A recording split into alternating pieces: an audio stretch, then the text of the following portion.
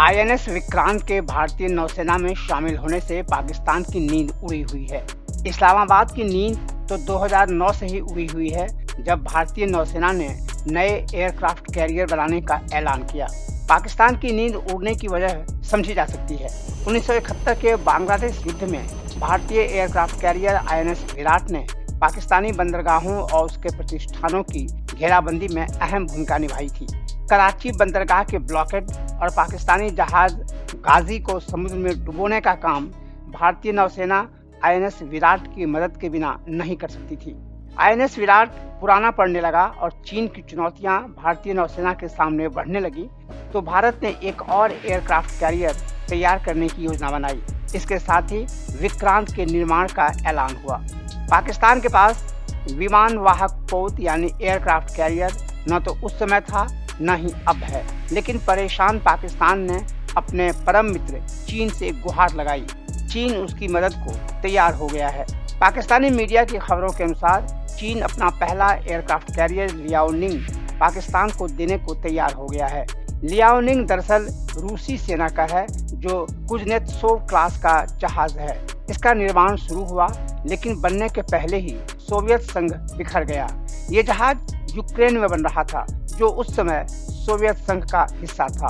Soviet संघ के बिखरने के बाद ये जहाज यूक्रेन के हाथ लगा, लेकिन वो यूक्रेन की जरूरतों के मुताबिक नहीं था, लिहाजा उसने इसे चीन को बेच दिया।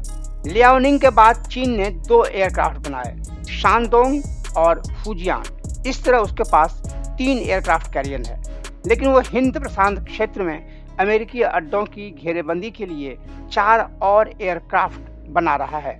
उनके बन जाने के बाद चीन को लियाओनिंग की जरूरत नहीं होगी।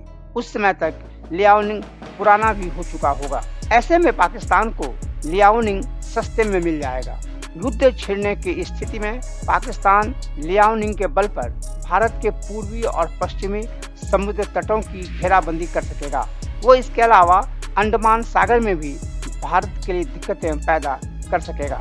लेकिन लियाओनिंग के साथ दिक्कत यह है कि वो छोटा है, उसका रेंज कम है और वो डीजल से चलता है, जबकि आजकल के ज्यादातर जहाज नाभिकीय ऊर्जा यानी परमाणु ऊर्जा से चलते हैं। इस वजह से चीन उसका इस्तेमाल एयरक्राफ्ट कैरियर से जुड़े प्रशिक्षण में ही कर रहा है। उसका इस्तेमाल अब तक किसी बंदरगाह या नौसैनिक प्रतिष्ठान की घेरेबंदी में नहीं किया गया है। लियाओनिंग के पास इसका कोई अनुभव नहीं है। ऐसे में सवाल ये उठता है कि पाकिस्तान उसका क्या और कैसे इस्तेमाल कर सकेगा। भारत की योजना एक दूसरे एयरक्राफ्ट कैरियर बनाने की है। उसके बन जाने के बाद भारत के पास 2 एयरक्राफ्ट कैरियर होंगे, जो चीनी सेना से बचने के लिए काफी होंगे। पाकिस्तान को लियाओनिंग मिल जाने के बाद भारत की दिक्कत बढ़ेगी, ये तो साफ है, लेकिन 2 एयरक्राफ्ट कैरियर होने की स्थिति में भारत पाकिस्तान से काफी आगे होगा और उसे लियाओनिंग से घबराने की जरूरत नहीं होगी। लियाओनिंग पाकिस्तान को बेचने के पीछे चीन की अपनी रणनीति भी है। वो एक एयरक्राफ्ट कैरियर पाकिस्तान को दे देगा, जो भारत को उसके पूर्वी और पश्चिमी तटों पर नजर रखने या युद्ध की स्थिति में घेराबंदी में काम आएगा। इस तरह चीन भारत को पाकिस्तान के साथ उलझाए रखेगा। ऐसा होने पर उसे सुविधा होगी। बहरहाल पाकिस्तान के पास कोई एयरक्राफ्ट कैरियर अब तक नहीं है और लियाओनिंग हासिल करने में उसे अभी लंबा इंतजार करना होगा। तब तक उसकी नींद उड़ी ही रहेगी।